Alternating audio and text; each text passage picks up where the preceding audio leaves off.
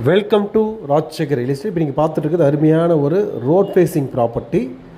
30 cent 31 cent இந்த மாதிரி இருக்கக்கூடிய அட்டகாசமான ரோடு ஃபேஸ் இருக்கக்கூடிய ப்ராப்பர்ட்டி.